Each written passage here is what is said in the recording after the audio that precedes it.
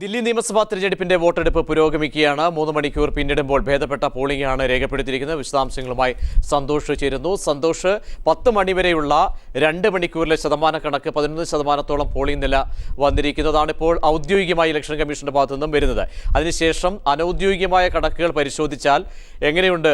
വലിയ പ്രതികരണങ്ങൾ വോട്ടർമാരുടെ ഭാഗത്തു നിന്നും ഉണ്ടാകുന്നുണ്ടോ?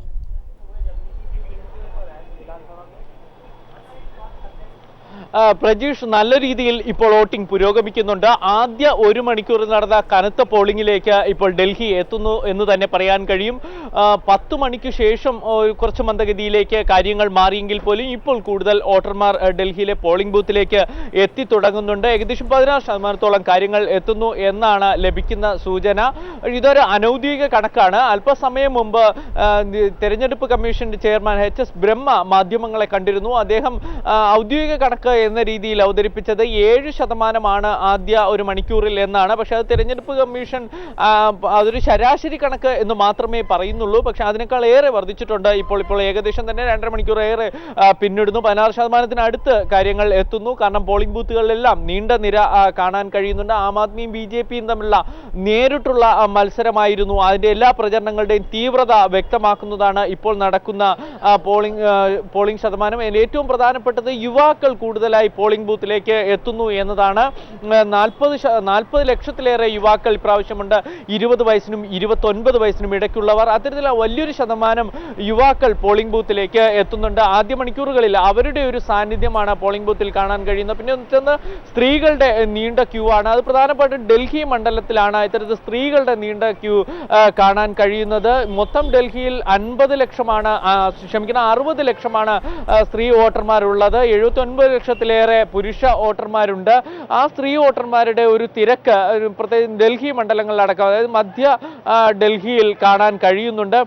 മറ്റു പ്രധാനപ്പെട്ട ചില അനിഷ്ട സംഭവങ്ങൾ അല്പസമയം മുമ്പ് ഉണ്ടായി. പ്രത്യേകിച്ച് കൃഷ്ണനഗറിൽ മത്സരിക്കുന്ന BJPയുടെ മുഖ്യമന്ത്രി സ്ഥാനാർത്ഥി കിരൺ ബേദി, അവരുടെ സ്വന്തം മണ്ഡലമാണ് കൃഷ്ണനഗർ, അവരവിടെ പോളിംഗ് ബൂത്തുകൾ സന്ദർശിക്കാൻ ഒരു ശ്രമം നടത്തിയിരുന്നു. ആം ആദ്മി പ്രവർത്തകർ അത് തടഞ്ഞു. അത് ചെറിയൊരു സംഘർഷം അവിടെ ഉണ്ടാക്കി. മറ്റൊരു പ്രധാനപ്പെട്ട കാര്യം, മാളവ്യ നഗറിൽ BJP സ്ഥാനാർത്ഥി സുർജിത് കുമാറിനെ ഡൽഹി പോലീസ് അല്പസമയം മുമ്പ് അറസ്റ്റ് ചെയ്തു. ഇയാളുടെ കാറിൽ നിന്ന് രാവിലെ മദ്യശേഖരം കണ്ടെത്തിയിരുന്നു. മദ്യം വിതരണം ചെയ്യാനായി സുർജിത് കുമാർ എത്തിച്ചത് എന്നാണ് പോലീസ് പറയുന്നത്. ഈ മാളവ്യ നഗറിൽ നേരത്തെ ആം ആദ്മി മന്ത്രിയായിരുന്ന വനിതാ മന്ത്രിയായിരുന്ന രാഖി ബിർള മത്സരിക്കുന്ന ഒരു മണ്ഡലമാണ്. ആം ആദ്മി വിജയിച്ചിട്ടുള്ള ഒരു മണ്ഡലമാണ്. ഇവിടുത്തെ BJP സ്ഥാനാർത്ഥിയാണ് ഇപ്പോൾ പോലീസ് അറസ്റ്റ് ചെയ്തിരിക്കുന്നത്. മറ്റൊന്ന് ബദർപൂരിലാണ്. അത് ദക്ഷിണ ഡൽഹിയിലെ ബദർപൂർ മണ്ഡലത്തിൽ 70-ാം നമ്പർ പോളിംഗ് ബൂത്തിൽ പോളിംഗ് മെഷീൻ കംപ്ലൈന്റ് ആയിട്ടുണ്ട്. അവിടെ ആം ആദ്മി പ്രവർത്തകർ പറയുന്നത് ഏത് മെഷീൻ കുത്തിയാലും അത് BJPക്ക് വോട്ട് പോകുന്നു എന്ന തരത്തിലൊരു പരാതി ഉണ്ടായി. തുടർന്ന് തെരഞ്ഞെടുപ്പ് കമ്മീഷൻ വോട്ടിംഗ് മെഷീൻ പരിശോധിക്കുന്നുണ്ട്. അത് ഇടയ്ക്ക് അല്പസമയം വോട്ടിംഗ് തടസ്സപ്പെടുത്തുകയും ചെയ്തു. എന്നാൽ ഇപ്പോൾ കാര്യമായ മറ്റു പ്രശ്നങ്ങളൊന്നുമില്ലാതെ നല്ല രീതിയിലേക്ക് പോളിംഗ് പുരോഗമിക്കുകയാണ്. പ്രജീഷ്, സന്തോഷാണ് വിശദാംശങ്ങൾ നൽകിയത്. ഭേദപ്പെട്ട രീതിയിലുള്ള പോളിംഗ് ആണ് ഇപ്പോൾ ദില്ലിയിൽ രേഖപ്പെടുത്തിക്കൊണ്ടിരിക്കുന്നത്. സുഭാഷ്, രാഷ്ട്രീയ ദിശയിലുള്ള വിലയിരുത്തലിലേക്ക് പോകേണ്ടതുണ്ട്. സുഭാഷ്, പോളിംഗിന്റെ നില പരിശോധിച്ചാൽ തന്നെ ഒരു മന്ദഗതിയിൽ ഇടയ്ക്കൊരു മാന്ദ്യം ഉണ്ടായിരുന്നെങ്കിൽ കൂടിയും നല്ല രീതിയിൽ മികച്ച രീതിയിൽ തന്നെ ഉള്ള ഒരു പോളിംഗ് രേഖപ്പെടുത്തുന്നു എന്ന വിവരമാണ് ലഭിക്കുന്നത്. ഇവിടെ 2 പാർട്ടികൾ, പ്രധാനമായും BJPയും ആം ആദ്മി പാർട്ടിയും ഒരുപക്ഷെ പ്രതീക്ഷ കൈവയ്ക്കുന്ന ഒരു സാഹചര്യമുണ്ട്. പോളിംഗിന്റെ നില ഇങ്ങനെ പോയി കഴിഞ്ഞാൽ ഒരുപക്ഷെ അവകാശങ്ങൾ 2 ആൾക്കാർക്കും ഉന്നയിക്കാവുന്ന ഒരു സാഹചര്യമാണുള്ളത്. ദില്ലിയുടെ ചരിത്രം പരിശോധിച്ചാൽ പോളിംഗ് എത്രത്തോളം സ്വാധീനിക്കപ്പെടും? ശതമാനം പോളിംഗ് വർദ്ധിച്ചാൽ ആം ആദ്മി പാർട്ടിയെയോ അല്ലെങ്കിൽ BJPക്കോ ഗുണമെന്ന് നമുക്ക് പറയാനാവില്ല.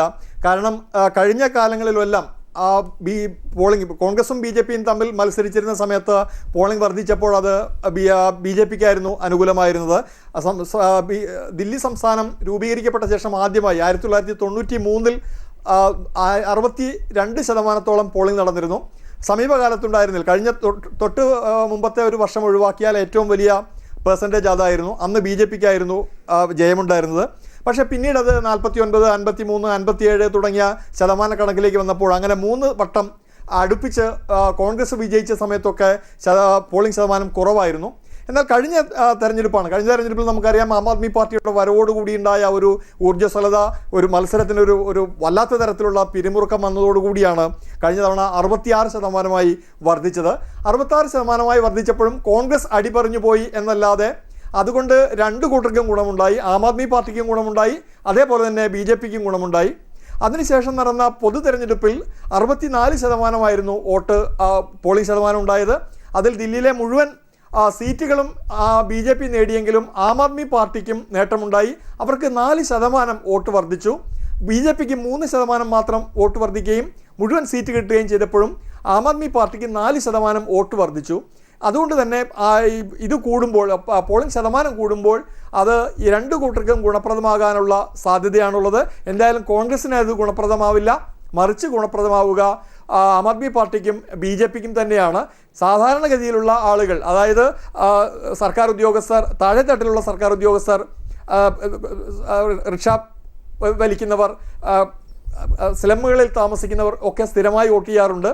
മേലെ തട്ടിലുള്ളവരാണ് വോട്ട് ചെയ്യാൻ വരാതിരിക്കാറുള്ളത്. അവർ കൂടി ഇറങ്ങുമ്പോഴും അവരിലും രണ്ടു കൂട്ടർക്കും കൃത്യമായ തരത്തിൽ പിന്തുണക്കാരുണ്ട്. ആം ആദ്മിക്കുണ്ട്, അതേപോലെ തന്നെ മോദിക്കുണ്ട്. മോദിക്കുള്ളത് തന്നെ അത്ര തന്നെ ആരാധകർ ദില്ലിയിൽ കേജ്രിവാളിനുമുണ്ട്. അതുകൊണ്ട് തന്നെ മുന്നോക്കക്കാരിലെ അല്ലെങ്കിൽ ഉയർന്ന വരുമാനമുള്ളവരിൽ ആളുകൾ കൂടുതൽ വോട്ട് ചെയ്യുമ്പോഴാണ് ഇവിടെ പെർസെൻറ്റേജ് കൂടുക. അത് രണ്ടു കൂട്ടർക്കും ഗുണപ്രദമാകാനാണ് സാധ്യത. അതിൽ ഇത്തവണ ആർക്ക് കൂടുതൽ എന്ന കാര്യത്തെക്കുറിച്ച് നമുക്ക് തെരഞ്ഞെടുപ്പ് കഴിഞ്ഞിട്ടേ വരാൻ കഴിയുള്ളൂ. പക്ഷേ ഈ അഭിപ്രായ സർവേകൾ ആം ആദ്മി പാർട്ടിക്ക് അനുഗുണമാവുന്നതിൻ്റെ കാരണം ഈ ഗ്രൂപ്പിൽ നിന്ന് ദില്ലി ഭരിക്കാൻ കൂടുതൽ ആളുകൾ ആം ആദ്മി പാർട്ടിയെ പരിഗണിക്കുന്നു എന്നതാണ്. ഒപ്പം തന്നെ സുഭാഷ്, കാരണം കഴിഞ്ഞ ആ ഒരു മുന്നേറ്റം AAPയെ സംബന്ധിച്ചിടത്തോളം പരിശോധിച്ചാൽ അവിടെ സമ്പന്ന മധ്യവർഗത്തിൻ്റെ ഒരു പിന്തുണ, ഒപ്പം തന്നെ ടെക്നോക്രാറ്റുകളുടെ വലിയ ഒരു പിന്തുണ നേടാനായിട്ടുണ്ട്. അരാഷ്ട്രീയ വാദമുയർത്തുന്ന വലിയൊരു വിഭാഗം, അങ്ങനെയൊക്കെ തന്നെ ഒരുപക്ഷെ വിവിധ കോണുകളിൽ നിന്നുള്ള ഒരു പിന്തുണ ആം ആദ്മി പാർട്ടിക്ക് ലഭിച്ചു കഴിഞ്ഞ തെരഞ്ഞെടുപ്പിലടക്കം. അതിൻ്റെ ഒരു മുന്നേറ്റം വലിയ തോതിൽ ഇത്തവണ ഉണ്ടാകാനുള്ള ഒരു സാധ്യത ആണോ ഉള്ളത്? അങ്ങനെയെങ്കിൽ ഈ പറയുന്ന സർവേകൾ സൂചിപ്പിക്കുന്നത് പോലെ 35 എന്ന നമ്പറിനും അപ്പുറത്തേക്ക് 40 കടക്കാനുള്ള ഒരു സാധ്യത ഉണ്ട്. AAPയുടെ വൃത്തങ്ങൾ, AAP തന്നെ സ്വന്തമായ ഒരു കണക്ക്, അവരുടെ പാർട്ടി കണക്കനുസരിച്ച് 50 വരെ അവർ പ്രവചിക്കുന്നുമുണ്ട്. ആ സ്ഥിതി നോക്കുമ്പോൾ സുസ്ഥിരമായ രീതിയിൽ ഭരണം കയ്യിൽ പിടിക്കാനുള്ള ഒരു സാഹചര്യമാണോ AAP കേന്ദ്രങ്ങളിൽ നിന്നും ആത്മവിശ്വാസമൊക്കെ അവർ നൽകുന്ന ആ ഒരു പ്രതികരണങ്ങളിലൂടെ നമുക്ക് ലഭിക്കുന്നത്?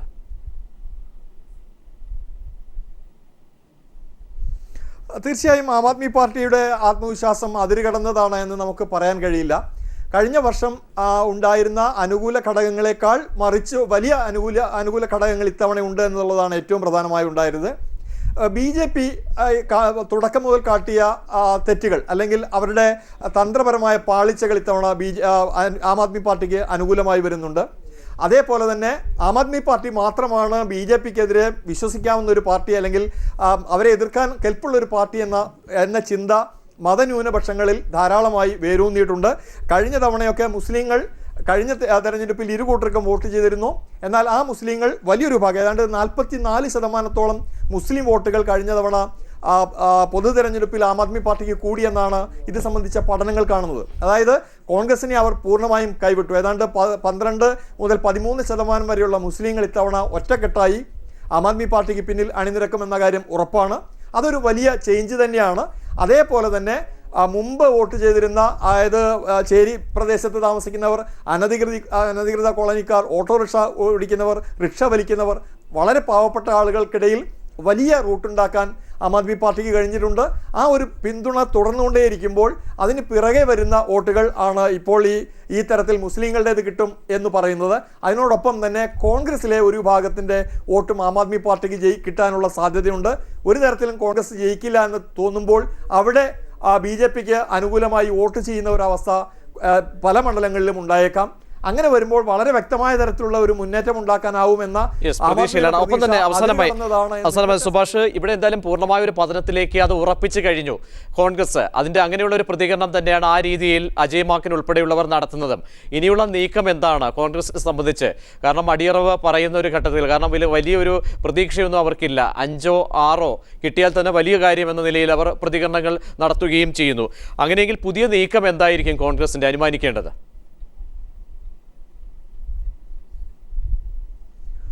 കോൺഗ്രസിന് ഇനി ഒരു പ്രാധാന്യം വരിക തീർച്ചയായും അതൊരു തൂക്ക് നിയമസഭ ആവുകയാണെങ്കിൽ മാത്രമേ കോൺഗ്രസിന് ഒരു പ്രാധാന്യം വരൂ.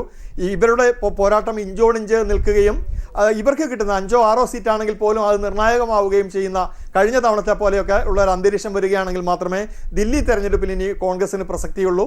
അത്തരമൊരു ഘട്ടത്തിലേക്ക് എത്താനുള്ള സാധ്യതയില്ല എന്ന് നമുക്ക് പറയാനാവില്ല.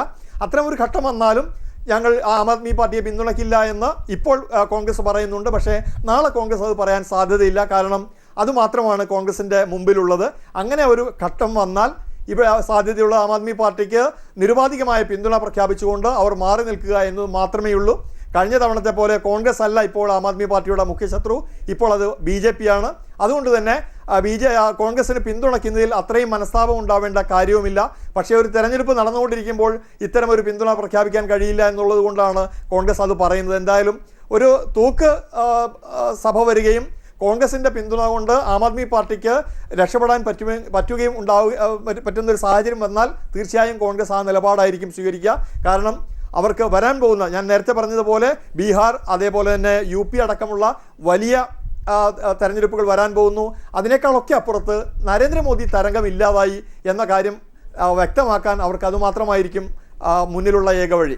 യെസ്, വ്യക്തമാണ്. ദില്ലിയിൽ പോളിംഗ് പുരോഗമിക്കുകയാണ്. ആദ്യ മണിക്കൂറുകൾ 4 മണിക്കൂറുകൾ പിന്നിടുന്ന ഒരു ഘട്ടത്തിലേക്ക് വരുമ്പോൾ പോളിംഗ് ഭേദപ്പെട്ട രീതിയിലുള്ള ഒരു പോളിംഗാണ് ഇപ്പോൾ പുരോഗമിക്കുന്നതെന്നാണ് ഞങ്ങളുടെ ദില്ലിയിലെ പ്രതിനിധികൾ വ്യക്തമാക്കുന്നത്.